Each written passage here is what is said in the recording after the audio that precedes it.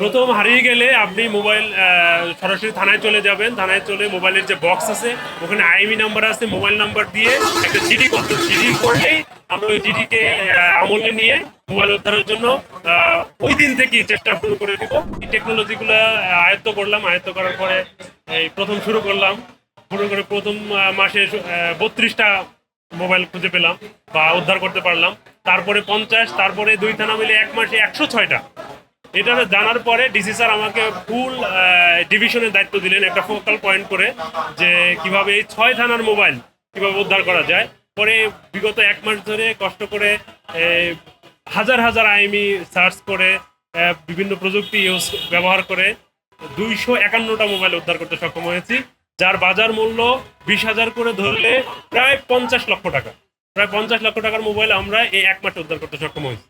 আর আমাদের এটা একটা প্যাশন হয়ে দাঁড়াইছে। একজন মানুষকে দিলে যে খুশি হয়, এই খুশিটাই আমাদের কাজের স্পৃহা যোগায় এবং আমাদের শক্তি পেছনে।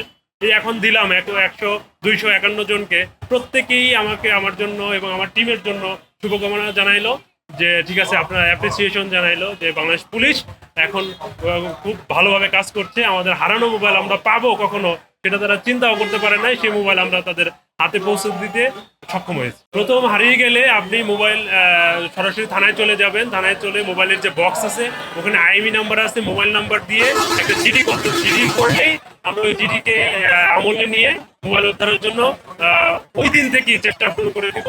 মোবাইল যখনই আমরা বুঝবো যে হ্যাঁ মোবাইলটা ওখানে ইউজ হচ্ছে, তখন আমরা মোবাইলটা উদ্ধার করতে সক্ষম হব। এইটা আসলে বলা মুশকিল এই কারণে, কারণ মোবাইলটা কখন খুলবে সেটা তো আসলে আমরা জানি না। মোবাইল খুললে আমরা 5-7 দিনের মধ্যে বিভিন্ন থানার সাথে যোগাযোগ করে মোবাইল আমরা উদ্ধার করতে সক্ষম হই, এবং বিভিন্ন প্রবলেমও হয়। অনেকে দিতে চায়, 3-4 পার্টি মোবাইল বিক্রির ক্ষেত্রে 3-4 পার্টি বদল হয়। একজন কম দামে পেয়ে মোবাইল কিনে ফেলে, তার কাছ থেকে আনাকে বোঝানো যে এই মোবাইলটা আপনার না, আপনি চোরাই মোবাইল কিনেছেন, এটা দণ্ডনীয় অপরাধ। চোরাই মাল কাছে রাখা একটা দণ্ডনীয় অপরাধ। তো সেক্ষেত্রে তাকে যখন আমরা বোঝাই তখন সে মোবাইলটা ফেরত দেয়। এছাড়াও আমাদের মোবাইল যারা যারা চুরি এবং হারানো মোবাইল বিক্রি করে বা যে চক্র আছে, এই চক্রের পিছনে আমাদের কাজ চলমান আছে।